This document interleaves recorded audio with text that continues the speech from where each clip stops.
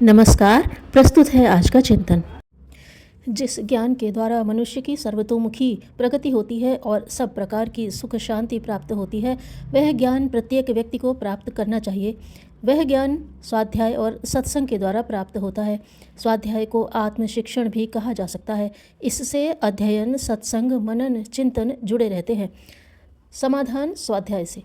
जिज्ञासाओं के समाधान का सबसे उपयुक्त माध्यम स्वाध्याय माना गया है।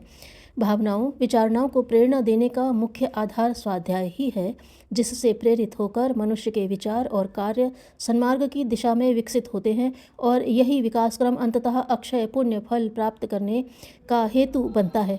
शरीर, वस्त्र, मकान आदि की सफाई नित्य करनी पड़ती है, क्योंकि नित्य ही उन पर मैल और कुप्रभाव निरंतर पड़ता रहता है। इसी प्रकार असद विचारों एवं मानसिक वृत्तियों की सफाई के लिए सत्संग और स्वाध्याय की बुहारी लगाने की नित्य ही आवश्यकता होती है। इसलिए शास्त्रकारों ने भोजन, स्नान, शयन आदि की भांति स्वाध्याय को भी नित्य कर्म माना है। पानी को फैलाते ही वह तेजी से नीचे की ओर अपने आप बहने लगता है। उसी प्रकार मन का स्वभाव भी नीच कर्मों की ओर आकर्षित होना है। यदि उसे न रोका जाए तो वह पशु प्रवृत्तियों की ओर ही बढ़ेगा।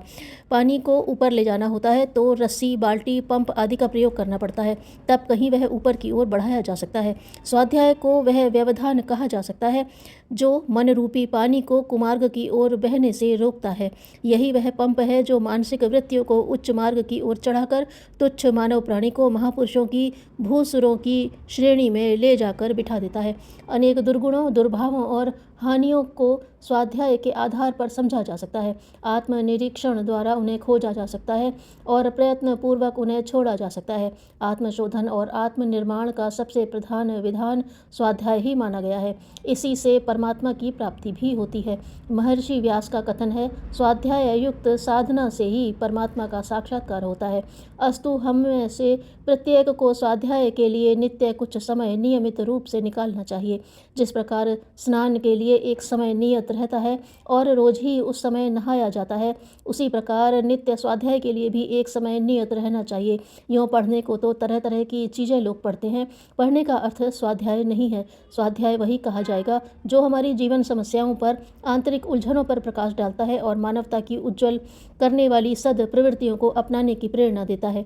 प्रतिदिन नियम पूर्वक सद्ग्रंथों का अध्ययन करते रहने से बुद्धि तीव्र होती है, विवेक बढ़ता है और अंतःकरण की शुद्धि होती है। इसका स्पष्ट एवं व्यावहारिक कारण यह है कि सद्ग्रंथों के अध्ययन करते समय मन उनमें रमा रहता है और ग्रंथ के सद्वाक्य उस पर संस्कार डालते रहते हैं। स्वाध्याय द्वारा अंतःकरण के विमल हो जाने पर मनुष्य के अंतरपट खुल जाते हैं, जिससे वह आत्मा द्वारा परमात्मा को पहचानने के लिए जिज्ञासु हो उठता है। मनुष्य की यह जिज्ञासा भी स्वाध्याय से निरंतर बढ़ती एवं बलवती होती रहती है कि वह ईश्वर को भी प्राप्त कर सकता है। परमात्मा के पावन साक्षात्कार का उपाय तथा मार्ग का भी स्वाध्याय से ही पता चलता है। इस प्रकार नित्य प्रति का स्वाध्याय मनुष्य को उसके चरम लक्ष्य तक पहुंचा देने में बड़ी सहायता करता है। स्वाध्यायशील व्यक्ति का जीवन अपेक्षाकृत अधिक पवित्र हो जाता है। ग्रंथों में सन्निहित सद्वाणी तो अपना प्रभाव एवं संस्कार डालती ही है, साथ ही अध्ययन में रुचि रखने वाला व्यक्ति अपना शेष समय पढ़ने में ही लगाता है। इस प्रकार फजूल के व्यक्तियों के संग से उत्पन्न होने वाली विकृतियों से अध्ययनशील व्यक्ति सहज ही बच जाता है, जिससे उसके आचार विचार पर कुसंस्कार नहीं पड़ने पाते।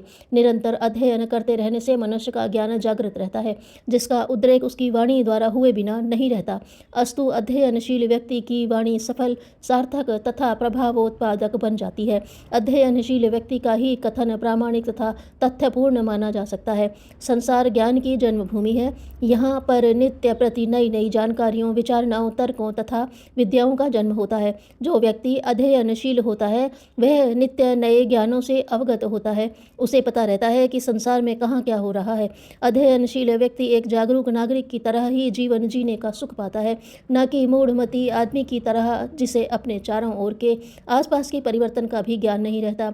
स्वाध्यायशील व्यक्ति अपनी आत्मा का सफल चिकित्सक होता है। स्वाध्याय से उपार्जित ज्ञान द्वारा वह अपनी आत्मिक व्याधियों को जान लेता है और उनका निदान निर्धारित कर लेता है। निदान खोज लेने पर व्याधियों का उपचार तो सहज में ही हो जाता है। मानसिक एकाग्रता की उपलब्धि उसे इस मार्ग में सहायक बनकर बढ़ाया करती है, जिससे उसका जीवन उच्छृंखलताओं एवं अवांछनीयताओं से मुक्त होकर महान एवं सुखी बन जाता है। स्वाध्याय को मानसिक योग भी कहा गया है। जिस प्रकार प्रभु का नाम जपता हुआ योगी उस परमात्मा के प्रकाश रूप में तल्लीन हो जाता है, उसी प्रकार एकाग्र होकर सद्विचारों के अध्ययन में तल्लीन हो जाने वाला अध्येता अक्षर ब्रह्म की सिद्धि से ज्ञान रूप प्रकाश का अधिकारी बनता है। केवल योग ही नहीं, अध्ययन भी प्रभु का साक्षात्कार कराने के उपायों में एक प्रमुख उपाय है। स्वाध्याय जैसे सरल एवं सरस योग में प्रतिष्ठित होने वाला व्यक्ति किसी न किसी रूप में अपने परम लक्ष्य मोक्ष को पाकर शाश्वत सुख का अधिकारी बनता है। ईश्वर के साथ जीवन की असीम दूरी को निकटता, घनिष्ठता में परिणत करने के लिए उपासना की जाती है।